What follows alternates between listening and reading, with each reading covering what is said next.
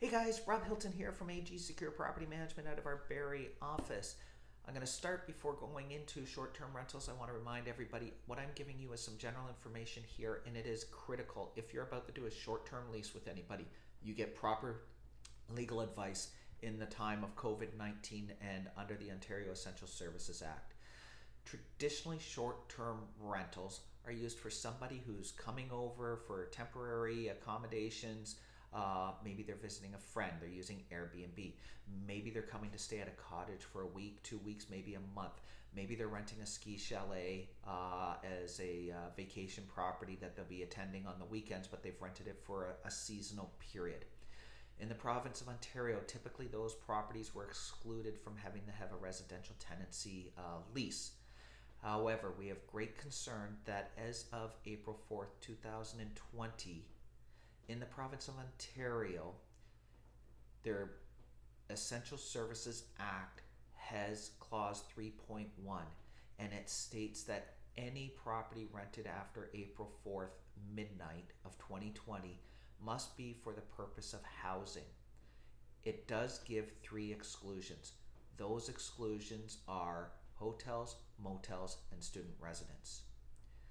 Now, once you start looking at housing, that's somebody's residence.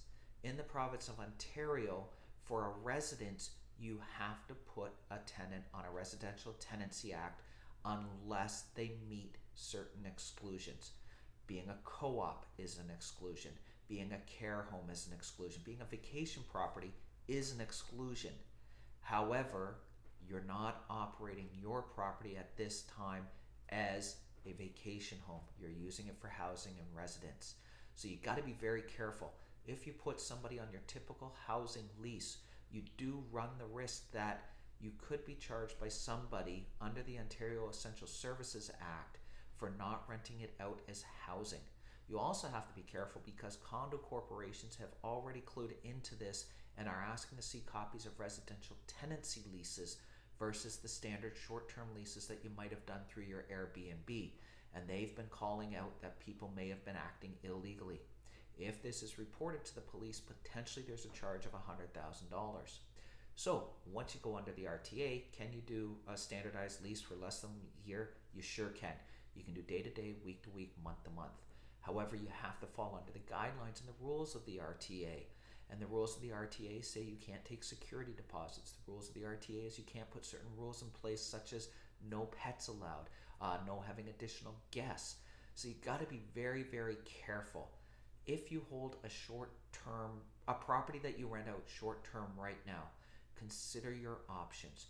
Should you be doing a residential tenancy agreement and taking the risk of going down the landlord-tenant law way? Should you continue to operate as you are now and run the risk of being caught as not providing proper housing and being charged under the Ontario Essential Services Act? Or should you stop renting your property until this COVID-19 thing is resolved? I don't have the answers. After talking to a number of different paralegals, they've all come to agreement this is a gray area, but at this point, none of this has been tested in law. You don't want to be the test case. My suggestion, check with your legal advice before making a decision on what to do.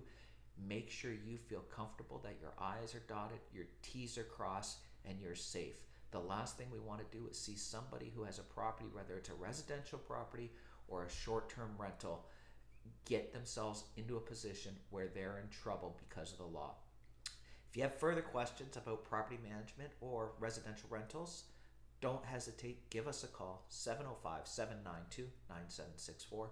You can look at our website at www.agsecure.ca, or you can email me direct at rob.hilton.ag@gmail.com.